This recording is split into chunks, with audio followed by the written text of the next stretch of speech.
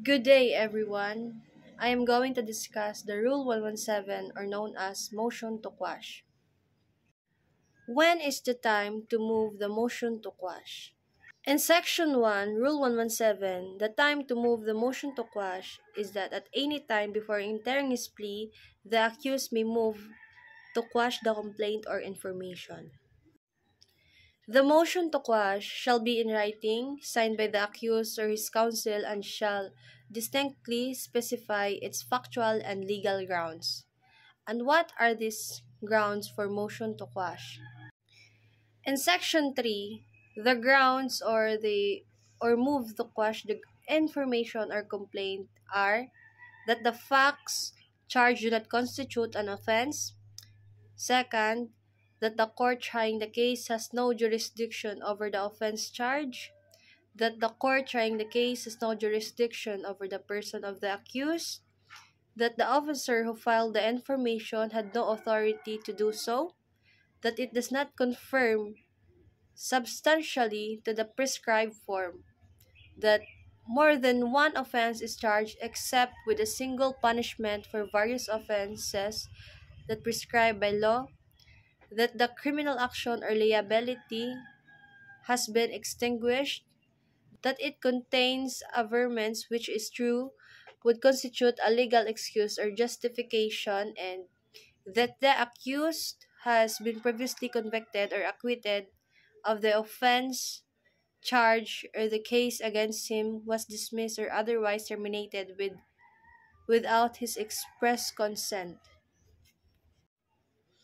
If it is based on the ground that the facts charged do not constitute an offense, the prosecution shall be given by the court an opportunity to correct the defect by amendment.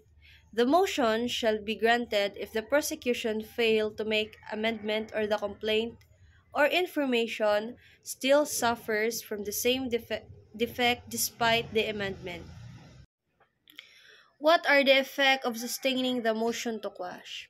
In Section 5 of Rule 117, if the motion to quash is sustained, the court may order that another complaint or information be filed except as provided in Section 6 of this rule. If the order is made, the accused, if in custody, shall not be discharged unless admitted to bail. In Section 6 of Rule 117, an order sustaining the motion to quash is not a bar to another prosecution for the same offense, under the motion was based on the grounds specified in Section 3.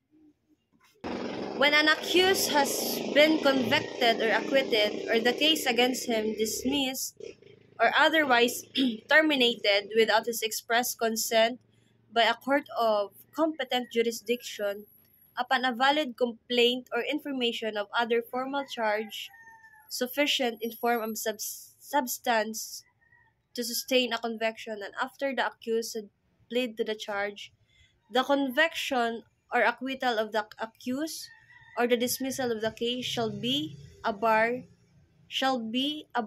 to another prosecution for the offense charge, or for any attempt to commit the same, or frustration thereof, for any offense which necessarily includes or is necessarily included in the offense charge in the former complaint or information.